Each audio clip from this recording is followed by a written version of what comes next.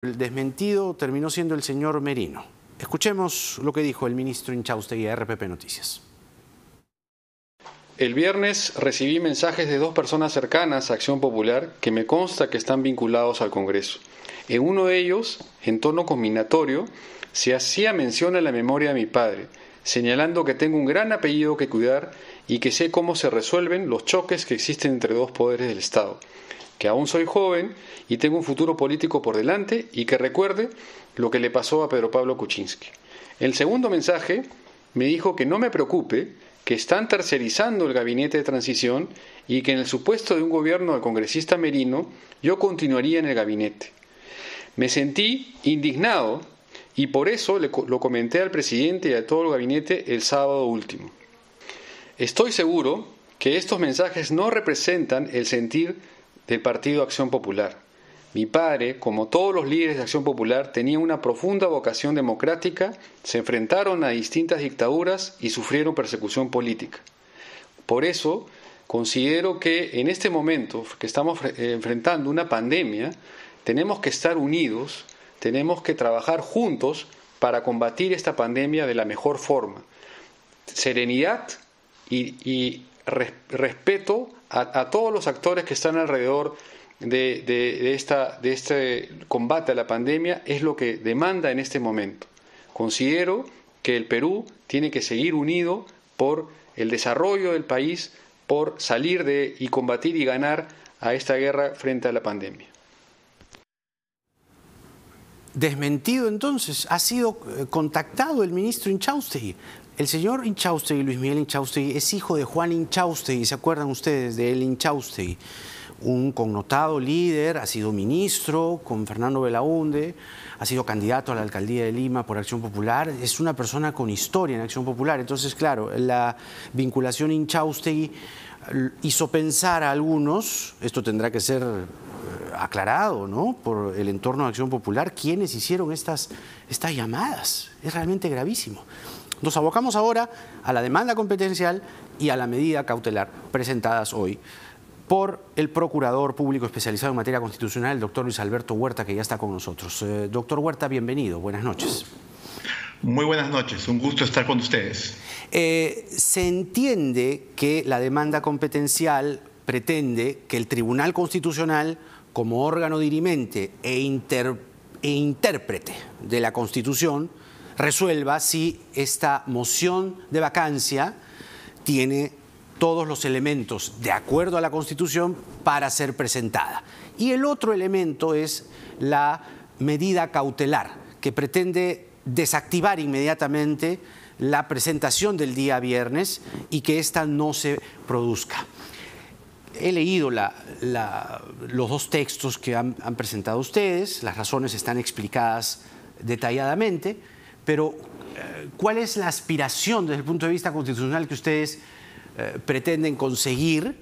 Mejor dicho, ustedes quieren que no ocurra esa sesión del viernes y que tampoco la moción de vacancia tenga éxito, que básicamente ha sido espuria, ha nacido sin la base de vida.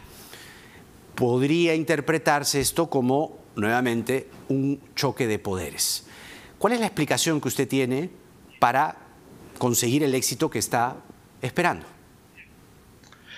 Bueno, en primer lugar debo señalar que el objetivo de la demanda competencial es mucho más amplio, trasciende incluso a este gobierno. Lo que se busca es garantizar que todo gobierno elegido por elección popular cumpla su mandato de 5 años para ejecutar sus políticas. Y que instrumentos como, por ejemplo, la vacancia por permanente incapacidad moral no sea empleado como un mecanismo de control político orientado a cortar la duración del mandato presidencial. Esto va a garantizar no solamente que este gobierno cumpla su quinquenio el próximo año, sino que todos los demás gobiernos que sigan puedan realizar su política general del gobierno en los 5 años por los cuales han sido elegidos. Esa es la esencia de la medida cautelar, del proceso competencial. Decirle al tribunal, interpreta ese artículo 113, inciso 2, que ha venido siendo utilizado como un mecanismo de control político porque no puede ser considerado como tal. Tiene que tener una connotación distinta, diferente, como hospeda en el derecho comparado, en otras experiencias. Ese es el objetivo de la demanda competencial. Claro. Y se da a propósito de la moción de vacancia que se ha presentado. Ese es el acto, por así decirlo, claro, que genera que se presente esta demanda. Pero la demanda va muchísimo más allá del tema de la moción. Permítanos solamente 2 minutos, permanezca con nosotros porque está ocurriendo algo, y es que la bancada del Frente Amplio ha presentado una moción de censura contra el presidente del Congreso de la República, Manuel Merino de Lama. Cita para ello o sustenta esta moción el artículo 93 de la Constitución, que los congresistas representan a la nación, y también el artículo 68 del reglamento, que establece que mociones de orden del día son propuestas mediante las cuales los congresistas ejercen su derecho de pedir al Congreso adopte acuerdos sobre asuntos importantes para intereses del país y relaciones del gobierno. Esto es, entonces, repetimos, la moción de censura contra Manuel Merino de Lama como presidente del Congreso. Básicamente allí se exponen los hechos que acabamos de conversar hace unos instantes con Gustavo Gorriti, director de Reporteros, las llamadas a 2 comandantes generales de la Fuerza Armada, uno de ellos nada menos que el jefe del Comando Conjunto. No se agrega ciertamente, porque esto ha salido más tarde, las llamadas, los mensajes al ministro de Energía y Minas, Luis Miguel Inchaustegui. No está en el texto, pero probablemente sea materia del debate. Y esto tendrá que ser aceptado por la mesa directiva. Lo presentan los congresistas del Frente Amplio. Es una noticia que acabamos de conocer esta misma noche. Disculpe, doctor Huerta, usted sabe que nos debemos a la noticia. Ahora, ¿cuáles son los plazos? Creo que la gente debe tener muy claro ello. La demanda competencial, la vez pasada, cuando la presentó el Congreso disuelto, demoró algunos meses. Y la medida cautelar fue desechada rápidamente por el Tribunal Constitucional. ¿Por qué ahora tendría que ser distinto? Bueno, porque cada controversia es diferente, cada controversia es distinta.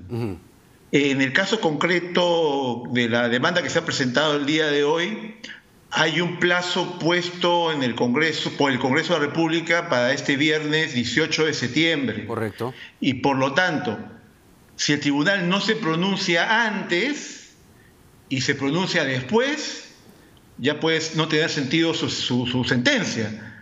Entonces, por eso es justamente la necesidad de que el tribunal dicte un pronunciamiento con mayor celeridad. En el caso de la medida cautelar. En el caso de la medida cautelar. Es que estos procesos no se demoran mucho en realidad. Estamos muy acostumbrados al letargo de algunas instituciones jurisdiccionales, pero el Tribunal Constitucional no funciona así en realidad. La experiencia que tengo de varios años litigando ante el tribunal me permite afirmar que es una instancia que se da cuenta de cuándo tiene que emitir de forma pronta una decisión, pero no por un impulso político, por una insistencia política o por presiones políticas, sino porque se da cuenta que hay un problema constitucional que entender por permanente incapacidad moral, y frente a eso tiene que dar una respuesta. Y quisiera dar la respuesta después de que el Congreso, hipotéticamente, se ha pronunciado sobre el tema, ya sea aprobando o no la vacancia, su fallo no va a tener sentido. Por eso es que se espera que adopte una decisión antes del día viernes. En el caso de, repetimos para que quede claro, en el caso de la medida cautelar. En el caso de la medida cautelar tiene que ser antes del viernes. Sí, porque el tema del fondo competencial va a tomar el plazo que el tribunal considere. Ya. Porque en el caso anterior de la disolución del Congreso, yo también fui el abogado del Poder Ejecutivo allí. El proceso empezó en octubre con la demanda y acabó poco antes de las elecciones. Una semana antes de las elecciones ya se conoció el fallo del tribunal, es decir, duró más o menos 3 meses y medio. He tenido otros procesos competenciales que han tomado bastante tiempo. Entonces, eso dependerá de la decisión que tome el tribunal, de en qué momento y en qué oportunidad ve este caso. ¿Por qué? Porque a diferencia del caso sobre disolución del Congreso, en donde había que resolver antes de las elecciones, aquí en realidad el fondo del asunto requiere una prudencia del tribunal tal para escuchar a ambas partes, porque, repito, lo que decida en este caso va a ser muy importante para todos los demás gobiernos, porque si le da la razón al Poder Ejecutivo, se acabó ese uso indebido que se viene realizando desde hace ya varios años de aprovechar una situación concreta que se presenta para inmediatamente buscar cortar el mandato presidencial. Ustedes en el texto, en la presentación de la demanda competencial, dicen que en concordancia con el artículo 113 y sus incisos, las razones que determinan una vacancia presidencial, o por lo menos su sola presentación, son muerte del presidente, permanente incapacidad física, renuncia, salir del territorio nacional sin permiso del Congreso o no regresar a él dentro del plazo fijado, destitución tras haber sido sancionado por algunas de las infracciones mencionadas en otro artículo de la Constitución, el 117. O sea, y todas esas son causales objetivas, claro, donde el Congreso constata el hecho. No hay una, digamos, una razón objetiva, es lo que usted está afirmando en el texto. En efecto, es decir, la permanente incapacidad moral genera un debate sobre qué significa, cuándo se aplica, en qué supuestos procede o no. Se diferencia mucho de las otras causales, pero eso implica entonces interpretarla no de forma amplia y extensa como se ha venido haciendo, sino de manera restrictiva. ¿Por qué? Porque si no se hace así, la consecuencia que genera es que se emplee para generar una vacancia e impedir que el gobierno elegido por 5 años no culmine su mandato. La pregunta es si la medida cautelar que tiene que, de acuerdo a lo que nos ha expuesto y por su propia naturaleza, ser resuelta por el tribunal esta semana, incluso antes del viernes, repito, si esa medida cautelar les es adversa, el presidente de la República entonces tendría que ir el día viernes al Congreso. El objetivo de la medida cautelar es suspender el procedimiento que se debía derivado de la moción y que implica la citación para el día viernes 18. Ese es el objetivo. Si se concede la medida cautelar, se suspende el procedimiento hasta que el tribunal resuelva el fondo del asunto. Claro. Si no se concede la medida cautelar, el procedimiento continúa. Claro, y el presidente tendría que ir el viernes. El procedimiento continúa. Muy bien, procurador, muchas gracias por estas declaraciones hoy. Luis Huerta, procurador para Asuntos Constitucionales del Ministerio de Justicia. Hasta una próxima oportunidad. Muy bien, vamos a la pausa en esta agitada coyuntura y vamos a regresar con el ministro de Transportes y Comunicaciones, Carlos Extremadoiro. Él ha sido mencionado por la señora Karen Roca, realmente. La señora Karen Roca ha dicho tantas cosas, pero ha señalado, y hay una carta notarial del ministro Extremadoiro, ahora nos va a contar, le ha llamado algo así como el cajero del presidente Vizcarra. Tremendo, porque nada está dicho.